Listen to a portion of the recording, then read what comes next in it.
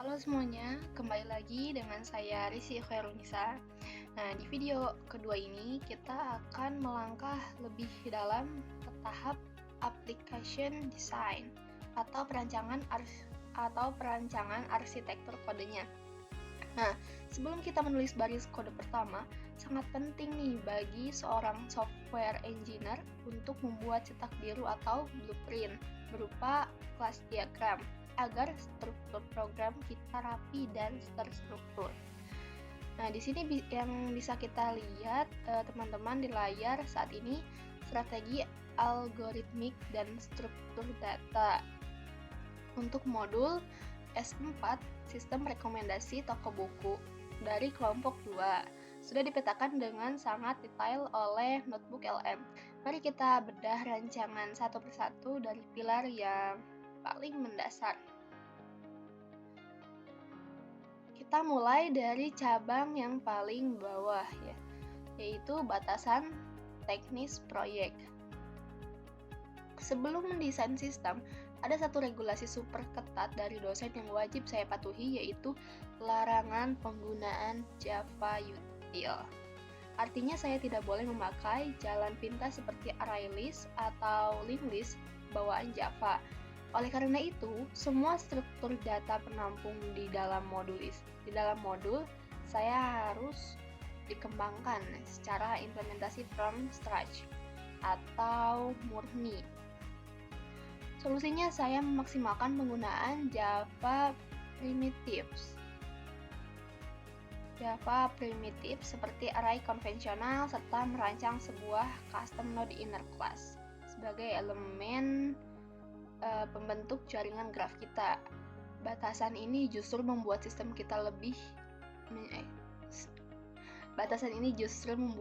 kita menjadi jauh lebih ringan dan hemat memori.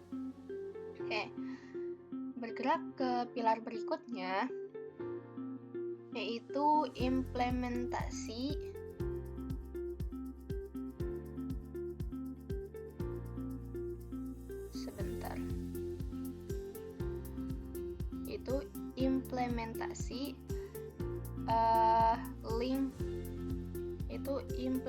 linked list. Nah, ini. Nah, karena tadi kita dilarang memakai pustaka bawaan Java, saya merancang struktur penyimpanan sendiri untuk menggunakan konsep struktur node atau data dan next yang dibungkus di dalam kelas node. Secara teknis, kelas ini memiliki sifat self-referential class. Artinya sebuah node yang mampu memegang pointer yang menunjuk ke objek bertipe sama di depannya. Di dalamnya terdapat pointer head sebagai gerbang utama untuk mengunci rantai hubungan yang dialokasikan di dalam komputer melalui alokasi memori keyword new. Analogi sederhananya seperti anak-anak yang sedang bermain sambil bergandengan tangan secara berantai. Jika buku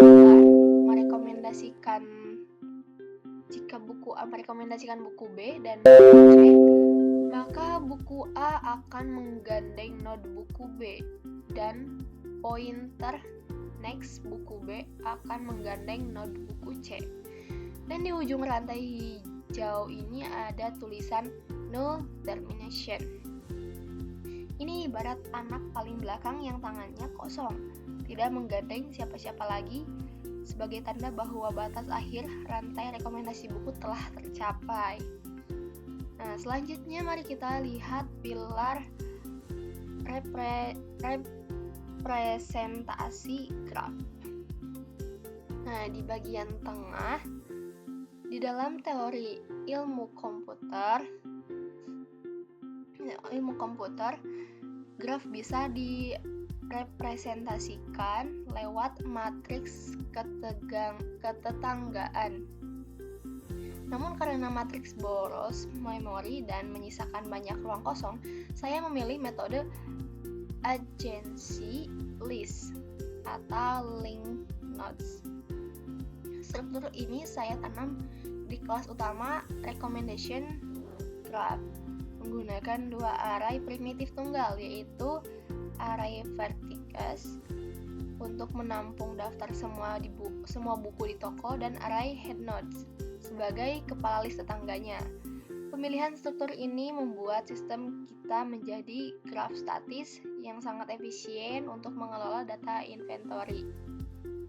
Lalu bagaimana komputer menjelajahi peta di buku ini? Nah, kita bergeser ke cabang paling atas, yaitu algoritma traversal graph. Sebentar.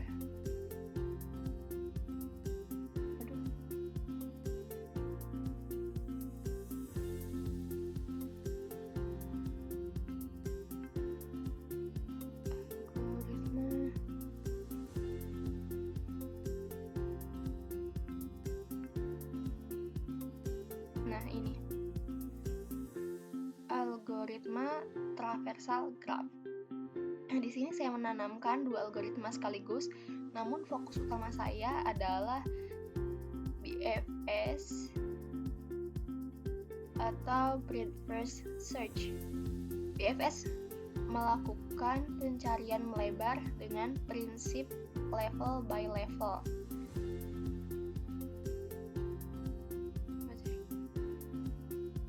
Prinsip level by level. Jadi sistem akan menyaring dan memeriksa seluruh buku rekomendasi di rak terdekat kita dulu sampai habis, baru beranjak ke rak di belakangnya. Untuk mengatur giliran data buku yang keluar masuk secara rapi, saya membangun struktur data queue. Atau antrian manual berbasis array. Dengan begitu, algoritma ini menjamin aspek optimality and completeness. Ini dalam menyajikan rekomendasi terbaik. Sedangkan untuk DFS atau Depth First Search, saya gunakan fungsi rekursif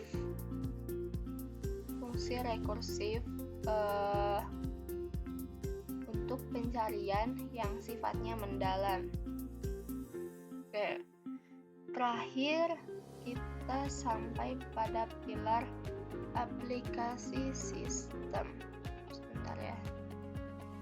Aplikasi sistem.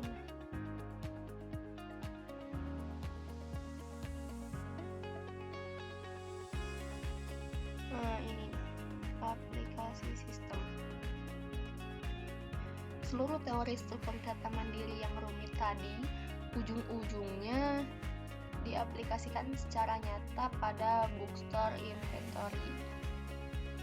Nah, untuk menghadirkan fitur pintar otomatis pelanggan yang membeli buku ini, terus biasanya juga tertarik membaca buku berikut dan lain-lain.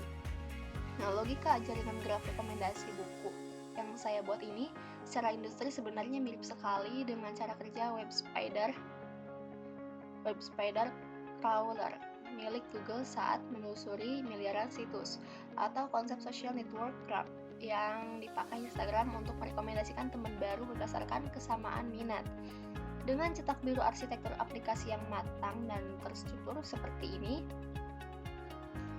kode program yang dihasilkan dijamin kokoh, bebas bug, dan sepenuhnya mematuhi standarisasi akademik UAS.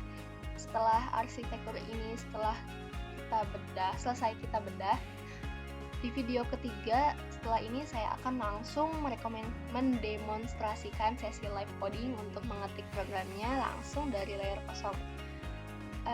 Sekian video kedua dari saya, semoga bermanfaat. See you next video, bye bye.